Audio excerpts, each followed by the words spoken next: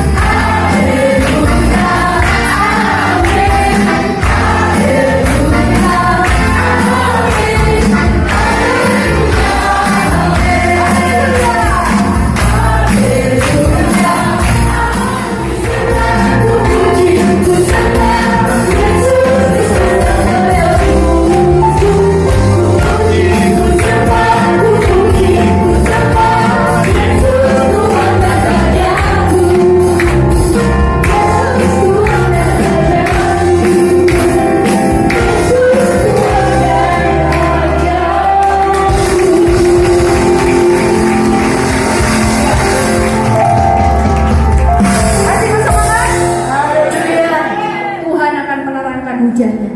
Amin. Memberkati.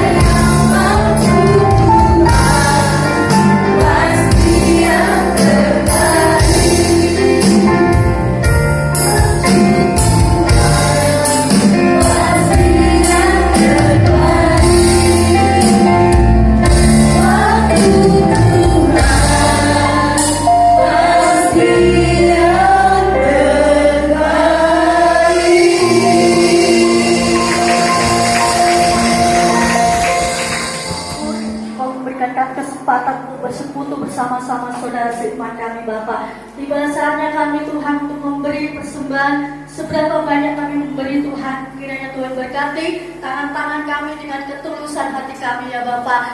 Kami serahkan semuanya ke dalam tangan-Mu. Di dalam nama Tuhan Yesus, haleluya, amin. Kami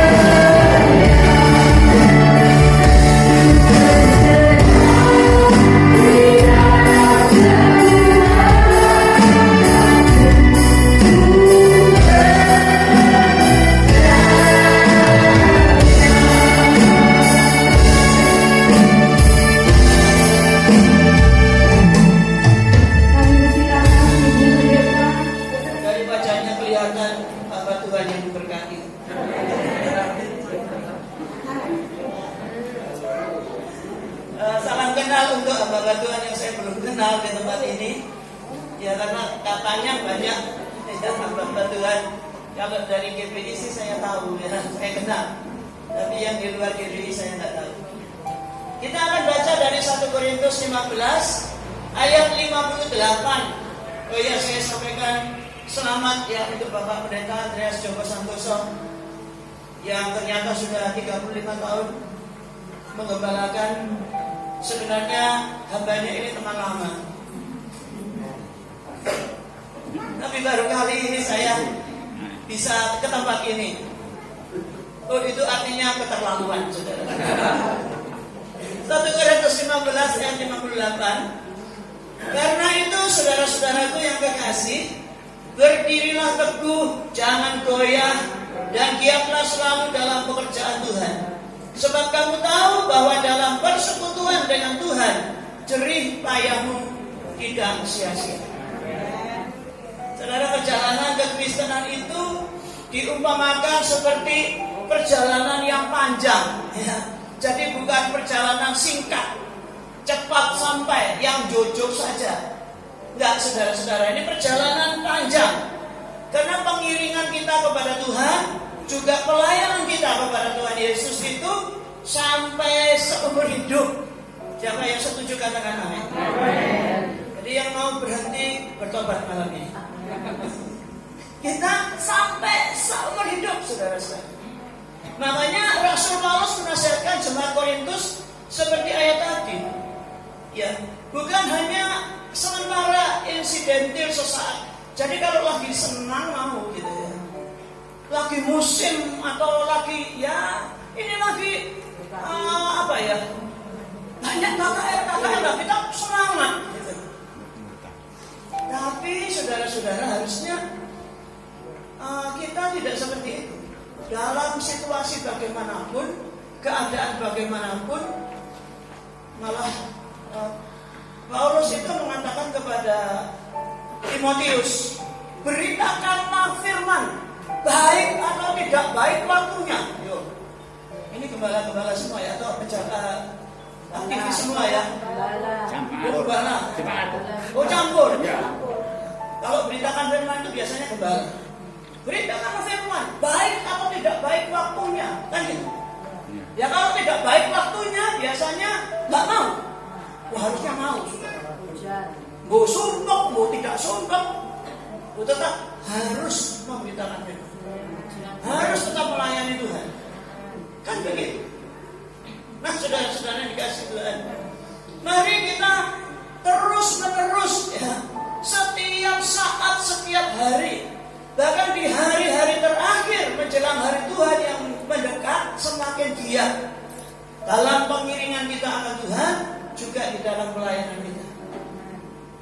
Karena nanti kalau sudah tua ya sudah mulai melemah. Ya, saya sering kasih ilustrasi di gereja. Kan Paulus katakan bahwa kita itu seperti petinju. Ya toh? Kayak petinju. Jadi saudara perhatikan, ronde-ronde pertama itu biasanya tidak seserius ronde terakhir. Iya toh? 1, 2, 3, oh masih biasa. Tapi kalau ronde terakhir entah berapa, yang dulu itu berapa? 12 ronde ya. Wah, ronde 10, 11, 12. Oh, semakin ngotot, saudara-saudara. Itu artinya tambah tua ya tambah ngotot. Kan gitu harusnya. Iya, meskipun saudara mungkin tidak mempertahankan posisi ya. Kalau sudah sembuh ya harus tahu lah. Kalau mungkin ayat sudah lupa-lupa, diserahkan lah. Ya, nanti salah-salah. Nah, mari kita baca, saudara-saudara, kita keluaran. Terus doa berkat muter-muter, lupa. Ya, kadang-kadang bisa mengawali, tapi lupa mengakhirinya bagaimana. Kalau itu mesti ada fungsi. Tapi juga harus terus, ya. Jangan berhenti melayani. Gak boleh berhenti, bagi saya sih pantang berhenti pelayanan. Pantang pensiun, apalagi di GPI. Ini di zaman GPI saya bilang ya, jangan pensiun karena memang tidak ada uang pensiun. Jadi saudara harus kerja terus sampai akhir. Gak ada, GPI gak ada uang pensiun. Gak tahu yang di sinode yang lain. Tadi saya dengar dari GSJ, dari mana? Tidak ada juga. Lah yang ada mana ini? Oh, tidak ada juga. Oh, bukan ya. Kalau yang ada kami mau ke situ gitu ya. Oh, GKJ. Wah, ya nggak keterima Kak kayak gini. Itu harus sekolah ya toh. Sekolahnya wah angel loh itu ilmu ketuhanan itu. Iya Pak, itu ilmu gaib. Saudara, supaya teguh berdiri, tidak goyah, selalu giat dalam pekerjaan Tuhan. Apa yang harus kita lakukan? Karena memang yang berhak sampai nanti masuk di dalam kerajaan surga itu kan yang terpanggil, yang dipilih dan yang setia. Artinya sampai akhir. Kalau setengah mainan ya nggak bisa. Gitu. 3/4 mainan aja nggak bisa kok. Leren. Ya, gak Tuhan-Tuhanan, gak pelayanan-pelayanan, ya, gak gereja-gerejaan. Ya memang jangan Tuhan-Tuhanan, Tuhan sungguhan. Gereja sungguhan, gak gereja-gerejaan. Gereja yang sungguh-sungguh. Kalau gereja-gerejaan itu kayak anak kecil. Kamu jemaat, aku jadi pendetanya. Itu anak kecil. Ayo kita mainan gereja-gerejaan. Kita gak boleh begitu. Yang sungguh-sungguh, yang serius, ya. Nah, bagaimana supaya kita tetap ya berdiri teguh, tidak goyah, selalu giat dalam pekerjaan Tuhan. Mau COVID tidak COVID, kalau disuruh tutup ya saudara-saudara ya. Jangan katanya ibu yang tadi itu mau COVID atau tidak COVID buka terus. Jangan, kalau disuruh tutup ya tutup. Kita akan mengikuti aturan pemerintah. Tapi kalau diizinkan buka, ya datang lagi gitu loh. Jangan takut. Oh diizinkan buka kok. Jangan keenakan di rumah. Kan enak di rumah itu. Dengarkan khotbah itu kan bisa posisi kita tiduran. Makan pisang goreng, kacang goreng, keripik. Kalau di sini kan nggak bisa, saudara. Ini kan latihan kita mendisiplin diri. Iya kan? Kalau diizinkan buka ya mari kita berhibur bersama-sama. Ya kan? Nah supaya kita teguh berdiri, tidak goyah, selalu giat dalam pekerjaan Tuhan. Yang pertama kita harus yakin akan panggilan kita. Ya harus yakin. Kita itu terpanggil menjadi murid-muridnya Yesus. Coba 2 Timotius 1 ayat 9. 2 Timotius 1 ayat 9. Dialah yang menyelamatkan kita dan memanggil kita dengan panggilan kudus, bukan berdasarkan perbuatan kita, melainkan berdasarkan maksud dan kasih karunia-Nya sendiri yang telah dikaruniakannya kepada kita dalam Kristus Yesus sebelum permulaan zaman. Tuhan itu yang memanggil sebenarnya semua orang ya saudara untuk datang kepadanya. Ya, mari kepada barang siapa percaya itu untuk semua orang, saudara-saudara. Tuhan itu memanggil semua orang. Nah, saudara-saudara, Allah Tritunggal memang menyediakan keselamatan di dalam Yesus, yakunum kedua dari Allah Tritunggal itu. Di dalam Tuhan Yesus ada keselamatan kekal, satu-satunya jalan.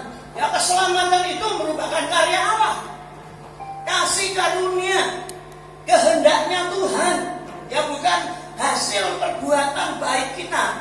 Nah itu suatu anugerah yang besar, saudara-saudara. Harganya sangat mahal. Seharga nyawa putra Allah. Wah, putra saya tahu kalau saudara hamba Tuhan harus pasti tahu ya, nggak usah dijelaskan lagi. Tapi ini karena campuran ada jemaat ya. Tuhan Yesus itu adalah putra Allah. Dia memang harus diperanakkan dia menjadi manusia. Itu bukan berarti Allah itu punya istri. Istrinya hamil mengandung punya anak. Enggak, saudara-saudara. Kalau pengertiannya orang Yahudi yang menyatakan dirinya atau mengaku dirinya adalah putra Allah, itu artinya mengaku bahwa dia itu setara dengan Allah. Itu, ya setara dengan Allah. Itulah putra Allah. Dan kita percaya itu sebagai orang Kristen, ya saudara-saudara. Kita percaya Allah Tritunggal, Bapa, Roh Kudus.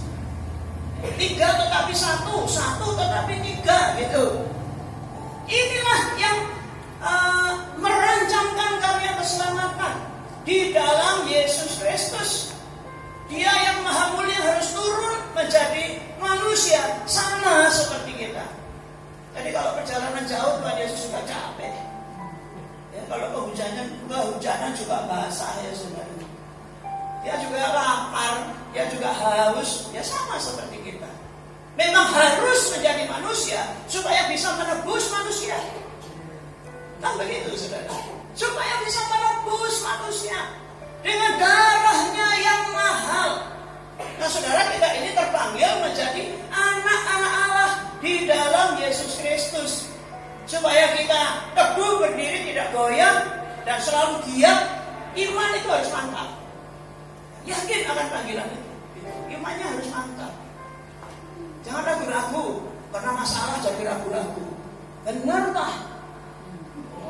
Harus serius ya saudara, harus yakin betul-betul akan panggilan kita. Panggilan sebagai hamba Tuhan juga. Jangan nanti kalau ada masalah terus ragu-ragu. Benarkah waktu itu aku terpanggil jadi hamba Tuhan? Kayak enggak. Benar. Sekali jadi hamba Tuhan terus saudara. Jadi hamba Tuhan. Apapun yang terjadi. Saya pikir tidak ada pekerjaan yang lebih mulia daripada itu. Iya. Siapa sih di sini yang gembala-gembala? Yang calon gembala. Di sini tadi nggak angkat tangan soalnya. Calon istrinya gembala. Jadi yang pertama itu ya saudara-saudara harus yakin akan panggilan kita sebagai anak-anak Tuhan, sebagai hamba Tuhan. Yang kedua, jangan pernah merasa sudah mencapai gitu. Sudah sempurna, sudah hebat. Ya jangan pernah merasa begitu. Gak boleh. Ya, Filipi pasal yang ketiga ayat 12 sampai dengan ayat 14. Filipi pasal 3 ayat 12 sampai ayat 14. Bukan seolah-olah aku telah memperoleh hal ini atau telah sempurna, melainkan aku mengejarnya. Kalau aku dapat juga menangkapnya, karena aku pun telah ditangkap oleh Kristus Yesus. Saudara-saudara, aku sendiri tidak menganggap bahwa aku telah menangkapnya, tetapi ini yang kulakukan. Aku melupakan apa yang telah di belakangku dan mengarahkan diri kepada apa yang di hadapanku dan berlari-lari kepada tujuan untuk memperoleh hadiah, yaitu panggilan surgawi dari Allah dalam Kristus Yesus. Nah seharusnya seperti ini ya saudara, tak boleh sombong, tak boleh puas diri, merasa yang paling benar, yang paling hebat.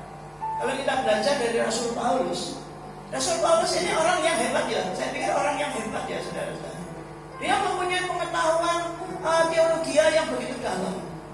Dia mengatakan begini, kalau dalam hal berkata-kata mungkin kurang ya. Paulus itu mengaku kalau dalam hal berkata-kata, tokoh yang rasanya itu lebih menonjol dalam hal berkata-kata itu yang namanya Apolos. Apolos itu kalau pidato enak, kalau khotbah enak, saudara. Itu kan senang kalau mendengarkan kalau khotbah enak ya, nggak ngantuk. Iya. Tapi kalau Paulus itu nggak begitu. Cuman dia punya pengetahuan yang begitu luas dan begitu dalam, dan dia bisa menerangkan itu berjam-jam. Nah, ini yang golongan Pentakosta biasanya nggak suka. Soalnya rada ngantuk nanti. 1 jam bertahan untuk mendengarkan khotbah itu sudah bagus itu. Apalagi yang namanya GBI biasanya cuma 45 menit. Lain dengan GPT ya, itu 2 jam. Ya karena ada corona diskon jadi 1,5 jam Pak GPT. Kakak saya itu ada yang ikut gereja itu. Dia bilang sama saya tuh, kamu kok singkat sekali. Loh, GBI 45 menit.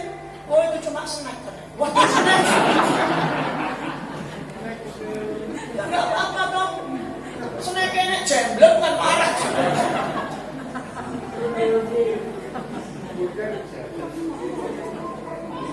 Paulus itu begitu ya. Dia punya pengetahuan yang begitu luas dan begitu dalam. Tapi selain itu dia juga punya karunia. Jadi ini komplit ya saudara-saudara. Ini komplit. Yang ada dalam Paulus itu lengkap. Secara teologi dia mantap, tapi juga karunia dia juga mantap. Sapu tangannya yang habis dia pakai dikasihkan, diletakkan di atas orang sakit, orangnya sembuh. Kan biasanya enggak, saudara-saudara ya. Sapu tangan kita atau kaos kaki kita sudah bekas kita pakai, kita taruh di orang yang waras, orangnya sakit. Tapi Paulus bisa ya. Jadi dari kain, dari apa yang dipakai oleh Paulus itu, Tuhan bisa pakai itu untuk menjadi sarana kesembuhan. Selama 2 tahun dia memberitakan Injil, seluruh Asia itu bisa mendengarkan Injil. Amin. Jadi sebagai guru dia qualified ya saudara-saudara.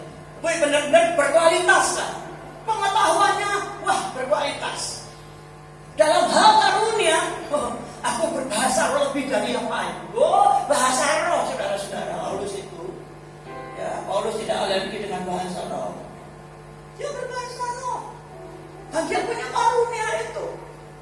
Karunia mujizat, karunia kesembuhan. Itu Paulus.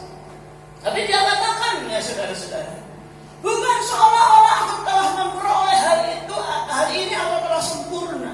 Itu mari kita belajar. Dia itu tidak merasa hebat, dia merasa sudah, tetapi dia terus mengejar, berlari-lari kepada tujuan. Masih ada yang belum, masih ada yang kurang. Ya, saudara-saudara, harusnya kita seperti itu. Ya, merasa hebat. Kayaknya gerejaku ini paling gitu ya. Karena gitu tuh. Kalau seperti itu perasaan kita, ya itu sebenarnya yang sesungguhnya adalah paling-paling gitu saudara-saudara. Ya, aku paling benar. Ya, aku paling benar. Nah itu akan jadi masalah. Kalau kita merasa sudah, sebenarnya belum. Siapa yang merasa sudah memiliki pengetahuan, sebenarnya belum memiliki pengetahuan seperti yang seharusnya. Merasa sudah pintar itu sebenarnya indikasi bahwa belum pintar. Ya saya mau katakan goblok enak saudara. Kalau merasa sudah rendah hati, itu sebenarnya belum rendah hati. Ya, seperti itu. Makanya inilah yang harus kita contoh dari seorang tokoh yang sebenarnya luar biasa Tuhan pakai. Dari dirinya sendiri itu pun dia belajar. Tapi dia merasa bahwa masih ada hal yang dia belum mengerti. Ya. Dia harus mengejar terus perkenanan Tuhan. Dia harus mengejar kasih. Dia terus berbenah diri, saudara-saudara. Dan terus giat melayani Tuhan. Sampai akhir. Sekali lagi jangan berhenti. Jangan merasa sudah cukup. Sudah selesai. Di ayat selanjutnya Filipi pasal 3 ayat 15 gitu. Karena itu marilah kita yang sempurna berpikir demikian. Nah ini agak sedikit kontradiksi ya. Kalau tadi bukan seolah-olah aku telah memperoleh hal ini atau telah sempurna, tapi kok di sini Paulus mengatakan begini. Karena itu marilah kita yang sempurna. Oh tadi kan nggak boleh berpikir sudah sempurna. Tapi saudara perhatikan. Dan jika lain pikiranmu tentang satu hal itu akan dinyatakan Allah juga kepadamu. Tetapi baiklah tingkat pengertian yang telah kita capai, kita lanjutkan menurut jalan yang telah kita tempuh.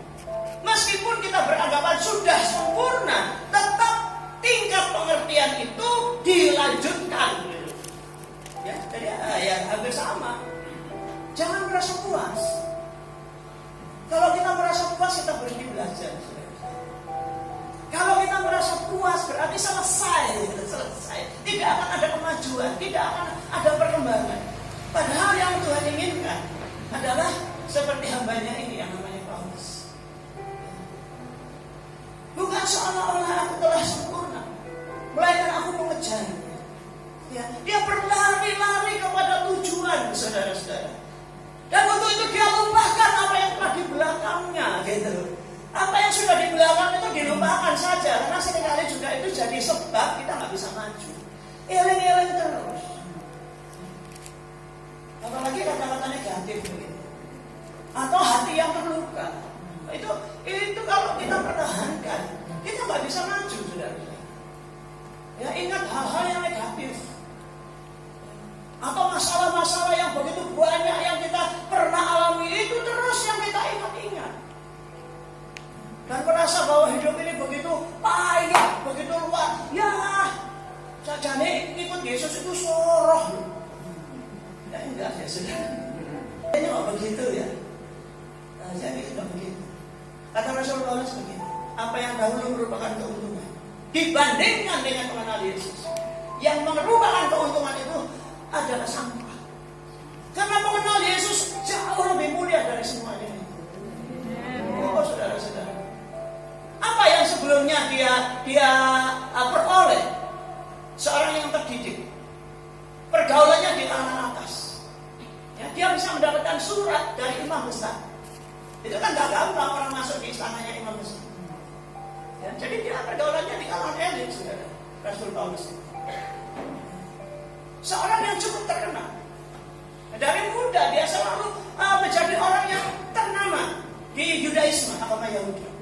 Tapi setelah mengenal Yesus, saudara, saya katakan bahwa yang dulu itu hanya sampah saja. Karena pengenalan akan Tuhan itu lebih mulia dari semua. Ini yang harus kita sadari betul. Ya, sekali Yesus tetap Yesus. Amin. Dan terus kita kejar. Semakin hari semakin akrab dengan Tuhan, semakin hari semakin dekat dengan Tuhan. Dan jangan pernah merasa sudah. Nah, aku selalu merindukan Engkau, haus akan Engkau, saudara-saudara. Dan kemudian yang ketiga adalah, mari kita mengerjakan tugas pelayanan kita ini dengan tidak bersungut-sungut dan tidak berbantah-bantah. Filipi pasal 2 ayat 14 dan ayat 15. Lakukanlah segala sesuatu dengan tidak bersungut-sungut dan berbantah-bantahan, supaya kamu tiada beraib dan tiada bernoda sebagai anak-anak Allah yang tidak bercelah di tengah-tengah angkatan yang bengkok hatinya dan yang sesat ini, sehingga kamu bercahaya di antara mereka seperti bintang-bintang di dunia.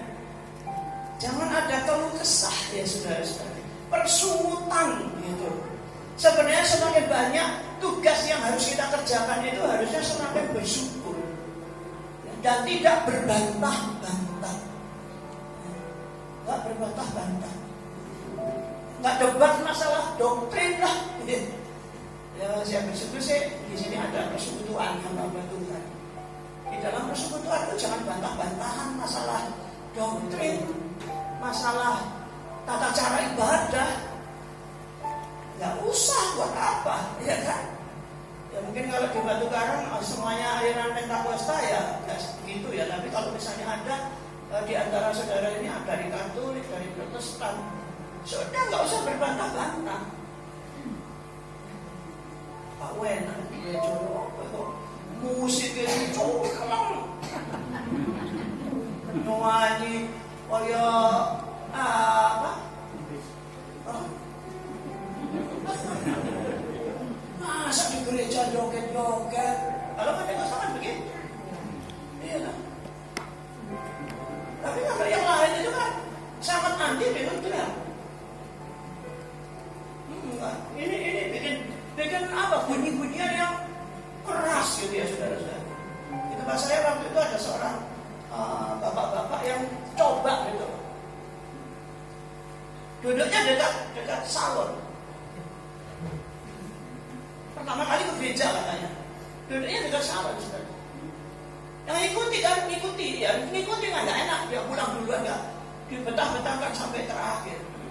Habis itu bilang sama anaknya, "Gerodok." Dia bilang sama anaknya begini, "Ya sudah, kamu bawa aja papamu itu, kalau nggak mau kesini lagi atau duduk jauh dari salon." Tapi ya nggak bisa juga ya saudara-saudara. Bawa ke gereja yang tenang, yang hikmat, yang cuma piano saja, supaya nggak jantungan nanti. Nanti kalau semaput kan dia payah pembahasannya saudara-saudara. Kenapa itu tadi? Kena suaranya bass sama drum, terus gede-gede.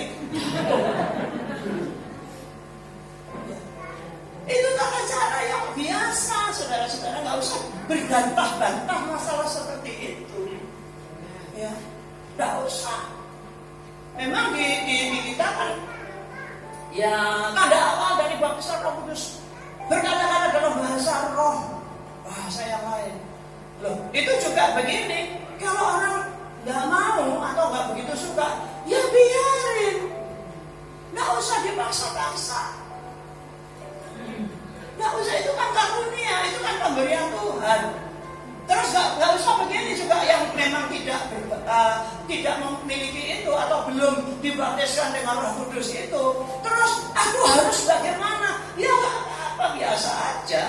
Saudara percaya Tuhan Yesus, saudara bertobat, saudara sungguh-sungguh masuk surga. Iya. Malah belum dibaptis kayak itu mencuri yang ada di sebelahnya Tuhan Yesus. Mana sempat dibaptis? Oh, dia nggak bisa turun dari salib, Pak. Turun dari salib itu jenazah kok dia. Tapi kan Tuhan Yesus berkata, hari ini juga engkau bersama-sama dengan aku di Firdaus. Tapi ini jangan dicontoh ya. Iya, kalau saudara itu masih diberi kesempatan, ya toh? Ibu Lili bilang begitu ya. Karena memang satu toko ini memang sangat diiri hatikan gitu, cemburu orang-orang sama itu. Nanti aja bertobat kok, nanti aja kayak Pak ini orang yang ada di sebelahnya Tuhan Yesus. Iya, nek menangi. Ya kalau dikasih kesempatan begitu ya. Ya, jangan contoh itu ya saudara. Kembali kepada berbahasa roh. Jangan kita paksa-paksa kemudian, ayo kalau kamu tidak bisa tak ajari yo. No, nggak boleh. Iya, nak pelajaran bahasa Inggris. Kalau bahasa Inggris boleh diajari saudara-saudara. Tapi bahasa roh itu dari Tuhan. Nah, terus gini, loh katanya kata-katanya yang didengar itu kok kayaknya sama. Laba-laba atau sandal? Nggak begitu. Nggak seperti itu. Nah, jangan kemudian kita berusaha menerjemahkan. Karena dalam Alkitab itu tidak dituliskan. Ada karunia menerjemahkan, enggak saudara? Menafsirkan. Ya kan? Dan menafsirkan dengan menerjemahkan itu beda. Kalau menafsirkan bunyi yang kira-kira itu sama, itu tafsirannya bisa beda. Kalau menerjemahkan ya sama, ya. Kata-kata kalau ditulis, kalau ini artinya apa, ini artinya apa. Enggak gitu. Dan kita nggak usah berbantah-bantah soal yang seperti itu. Nggak perlu. Itu akan membuat apa ya? Memperuncing perbedaan. Padahal anak-anak Tuhan itu harus apa, saudara-saudara? Harus bersatu. Menerima perbedaan. Kita memang diciptakan Tuhan berbeda-beda. Ya nggak sama. Ya, nggak seragam. Tetapi Tuhan mau semua yang berbeda-beda itu tetap bersatu. Tidak berubah menjadi sama. Oh, kalau kita sama seragam bingung. Yang mana yang istrinya sendiri, yang mana yang bukan. Kepodokan, bingung loh. Tuhan memang ciptakan kita bervariasi. Ya, jadi mari kita belajar itu ya. Jaga kesatuan tubuh Kristus. Mari kita kerjakan tugas pelayanan kita itu dengan tidak bersungut-sungut. Ya, jangan ada keluh kesah, jangan ada perbantahan. Untuk menghindari itu harusnya selalu bersyukur untuk segala berkat Tuhan. Ya, selalu bersyukur untuk semua berkat Tuhan. Dan kita sadar bahwa Tuhan itu memberkati orang per orang gak sama, saudara. Berkatnya masing-masing. Ya, berkatnya masing-masing. Nggak sama. Kadang ada yang tidak diberkati dengan harta yang sangat berlimpah-limpah. Enggak. Kalau mau apa-apa harus buka puasa terus. Ada yang begitu. Ya kan? Ada gereja yang gampang. Kalau cari dana itu gampang. Tapi ada gereja yang tidak. Itu harus bertekun ya. Yaitu 200 surat. Dikirim semua. Yang balik cuma satu. Isinya juga Anda belum beruntung.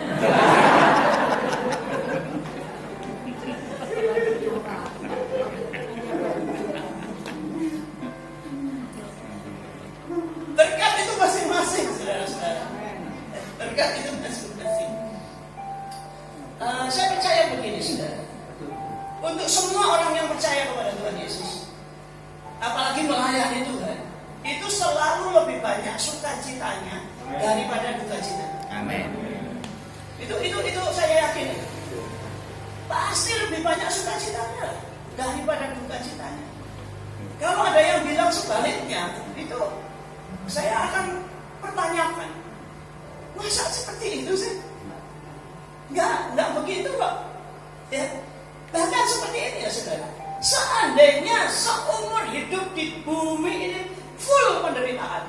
Seandainya ya. Ya Tuhan Yesus kasih perubahan itu. Lazarus dan orang kaya. Ya tahu? Kasih perubahan itu. Ada seorang yang kaya. Setiap hari pakaiannya itu jubah ungu.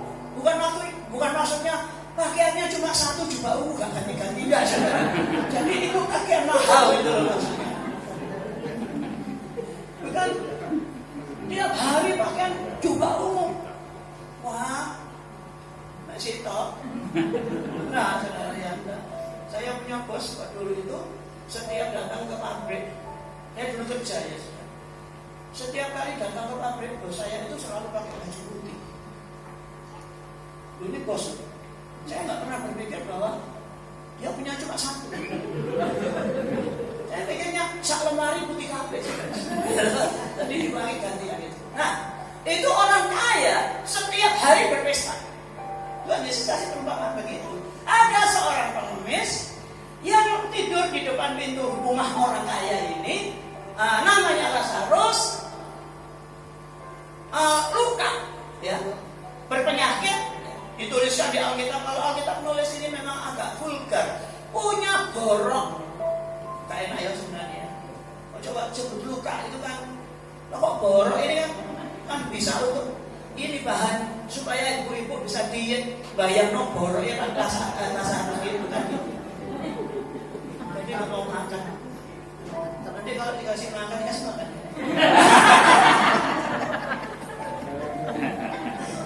Jangan bayangkan ini ya. Dia itu kepingin mengenyangkan perutnya yang lapar itu dengan remah-remah yang jatuh dari meja si kaya, saudara. Kalau orang kaya kan makan pesta itu kan pasti banyak sisanya, ya kan? Kalau orang miskin bersih, saudara. Kalau sisanya belas, ya kan? Makan ikan itu orang kaya paling dimakan dagingnya. Ya kalau nggak terlalu kaya atau pas-pasan itu uang tak saat duri-duri ini, saudara. Untuk emang. Nah ini kepingin. Tapi kayaknya sampai mati dia nggak dapat. Dan akhirnya meninggal. Ya baik si kaya maupun Lazarus. Tapi beda ya saudara. Beda tempat. Si Lazarus itu ada di pangkuan Abraham. Katakanlah itu Firdaus. Si kaya sengsara di alam maut. Nah, artinya gini, sekalipun seumur hidup mungkin Tuhan izinkan penderitaan kayak Lazarus dibandingkan dengan kemuliaan yang kekal, itu masih gak sebanding. Pasti lebih banyak sukacitanya daripada dukacitanya. Dukacitanya puluhan tahun, sukacitanya selama-lamanya. Gak mungkin, saudara-saudara. Saya percaya Tuhan nggak akan izinkan begitu. Ya, saya percaya bahwa ini adalah hamba Tuhan yang cukup diberkati juga. Dari wajahnya, dari potongan rambutnya, sudah kelihatan. Saudara termasuk orang yang diberkati. Tidak ada yang masuk ke sini dengan baju comang camping, gitu robek-robek. Ya, wajahnya juga berseri-seri semua pakai make up, saudara. Wah, luar biasa. Ya, jadi mari kita mengerjakan segala tugas pelayanan dengan tidak bersungut-sungut dan tidak berbantah-bantah. Nggak usah iri dengan yang lain. Persungutan itu kadang-kadang karena kita nggak bisa menerima berkat yang sudah Tuhan berikan. Makanya kita bersungut-sungut. Enak ya. Enak ya. Enak ya Pak tulis yang selamat ya. Ini apa?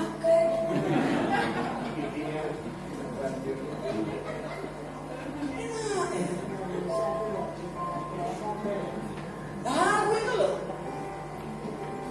Ibu lele.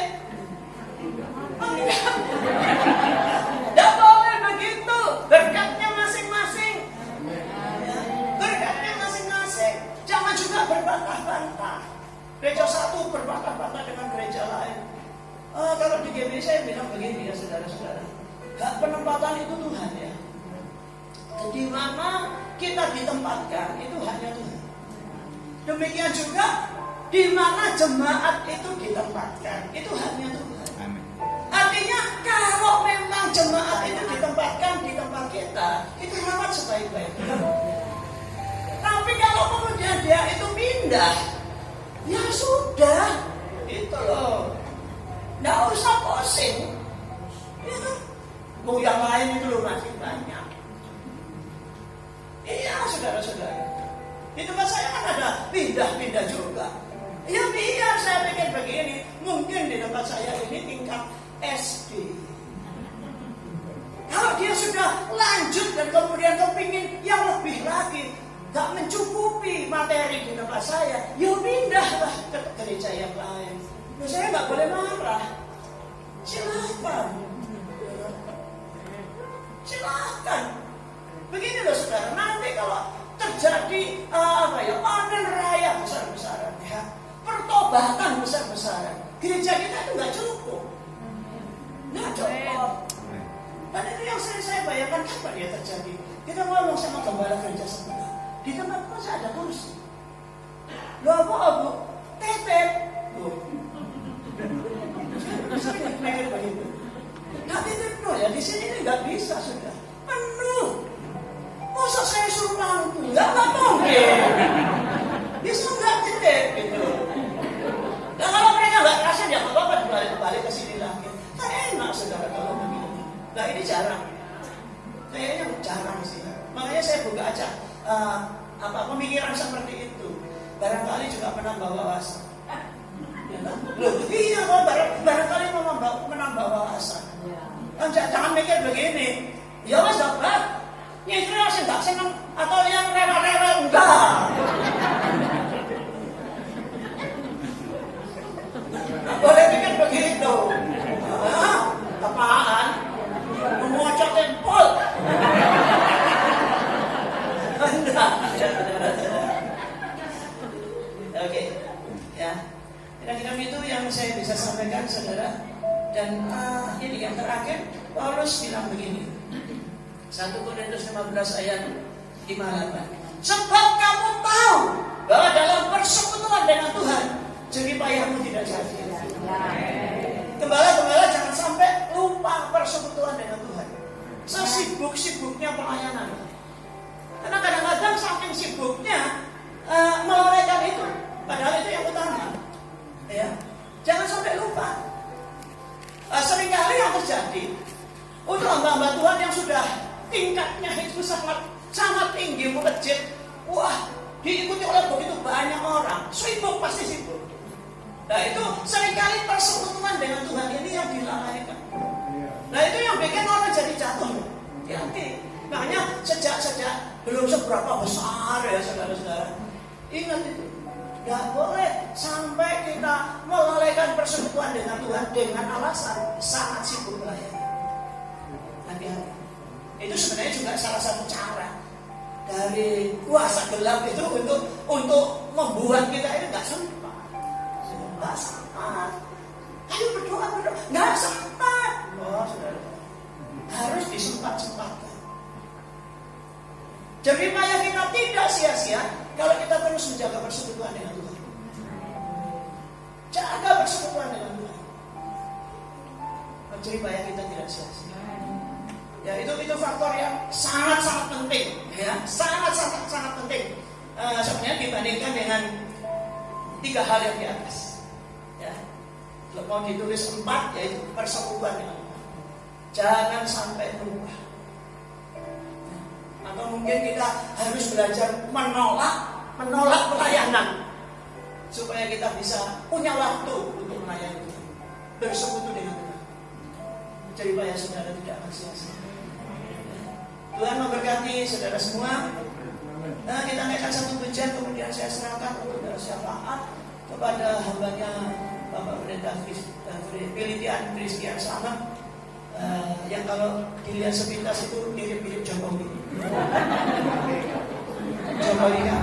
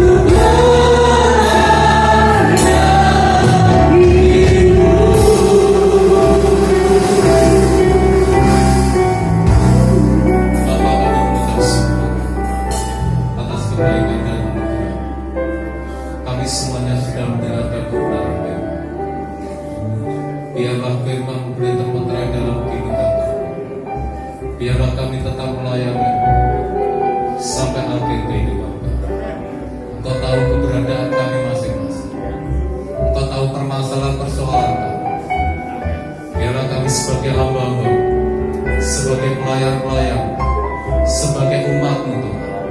Biarlah kami tetap ada di ruang lingkup cinta kasih. Kiranya Engkau boleh memberkati kami. Berkati hamba-Mu yang sudah menjadikan saluran berkat pada saat ini. Tuhan Yesus, kami berdoa untuk gereja di tempat ini. Dalam usia 35 tahun, kiranya Tuhan Engkau pakai lebih banyak dengan pengurapan Gembala Sidang, semua aktivis, semua seluruh jemaat Tuhan boleh dipakai Tuhan secara luar biasa. Berdoa buat kota dan bangsa. Engkau mengasihi kota bangsa kami Tuhan.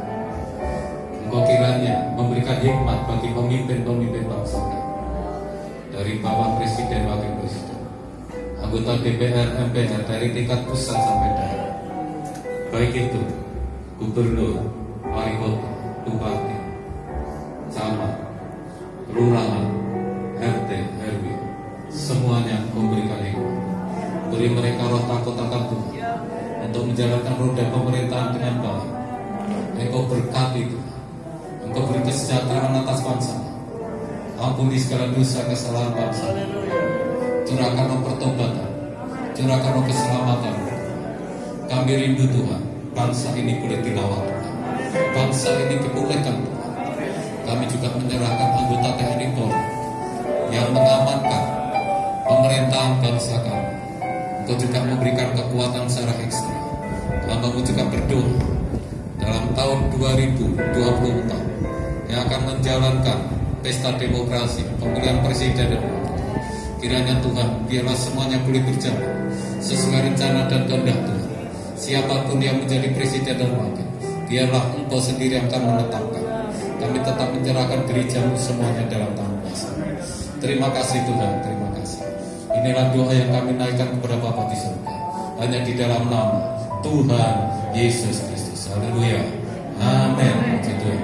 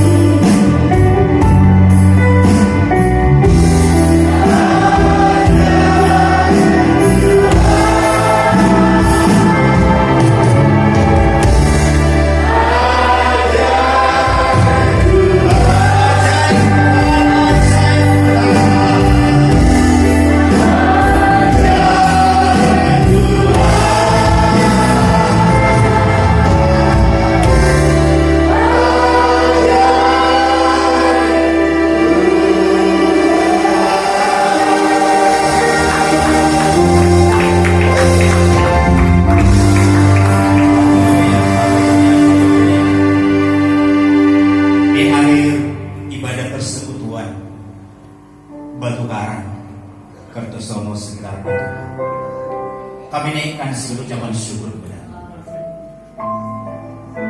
dan kami berterima kasih buat berkat-Mu, berkat persekutuan dengan orang-orang kudus, dengan Tuhan di tempat ini. Sungguh kami dilawan, dan kiranya Tuhan, sebentar kami akan pulang dari tempat ini, turunkanlah berkat-Mu atas setiap hamba-hamba-Mu, atas setiap sidang jemaat-Mu, atas setiap mengurus persekutuan Batu Karang ini. Saudara-saudara yang dikasihi oleh Tuhan Yesus Kristus, umat tebusannya, mohonkanlah berkat, pedangkanlah tangan kepada Dia. Kiranya berkat, anugerah dan kasih sayang, serta keselamatan, kebahagiaan dan kedamaian, kekuatan pertolongan turun atasmu, untuk engkau selalu giat dalam pekerjaan pelayanan Tuhan.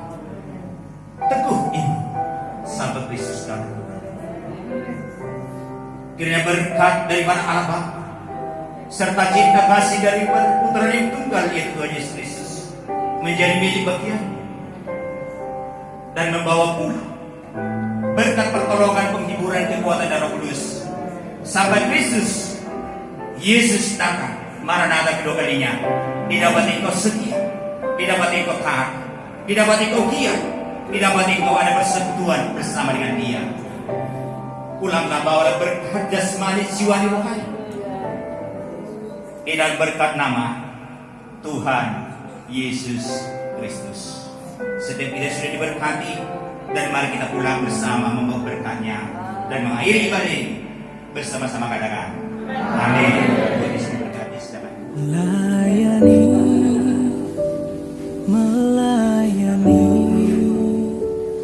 lebih sungguh,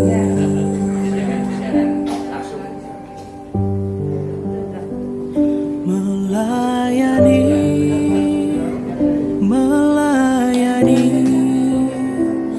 lebih sungguh.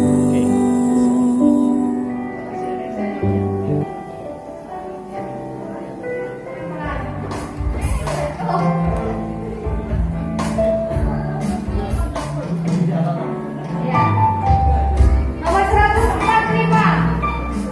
145. Ya, 80. Nomor 4 dan ya. Nomor 9. Nomor 9.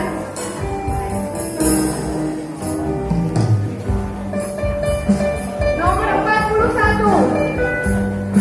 41. Bacaan kurang itu, kurang bater. Nomor 28. 28. 28. Nomor 11. Nomor 11.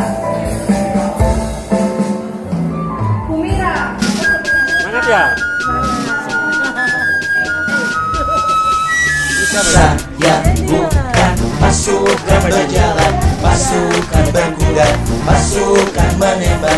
Saya tidak menembaki musuh, tapi saya laskar Kristus. Ya, akulah bagian dari satu pasukan, tapi perang fisik tidak kulakukan. Bukan berseragam, kamuflase atau dar-der-dor, udah basi. Diriku berperisaikan iman, diriku bersenjatakan firman, diriku semangat menggelegar, diriku tetap berdiri tegak. Ku di sini bukan angkatan bersenjata, menembaki musuh dengan rata, berbaju dinas untuk berperang dan siap untuk menyerang. Tapi ku melangkah di jalan Tuhan, dimana ku tak bisa keresahan, menjauhkan diri dari kegelapan, coba untuk menghindari kehilafan. Saya bukan pasukan berjalan, pasukan berkuda, pasukan menembak. Saya tidak menembaki musuh, tapi saya laskar Kristus.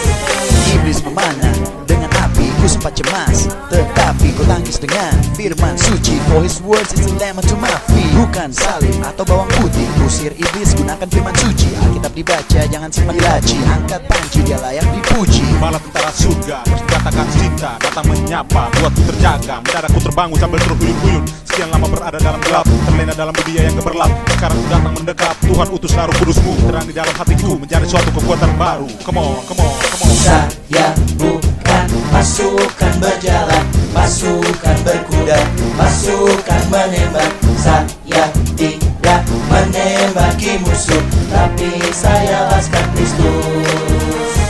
Saya laskar Kristus, saya laskar Kristus. Saya tidak menembaki musuh, tapi saya laskar Kristus.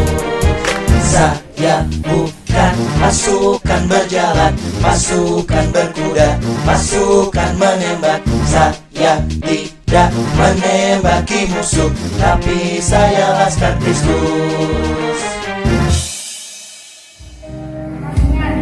Terima kasih ya. Saya beruntung mendapatkan tabungan yang bisa dinikmati. Dalam nama Yesus,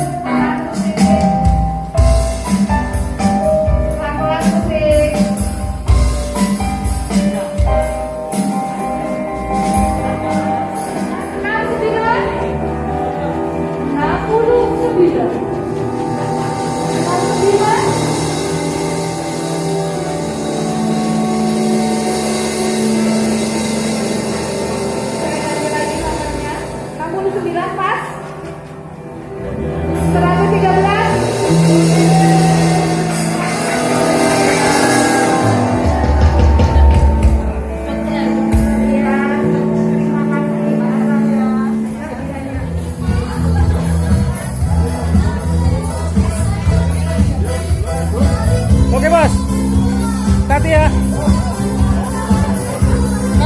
Oke, oke.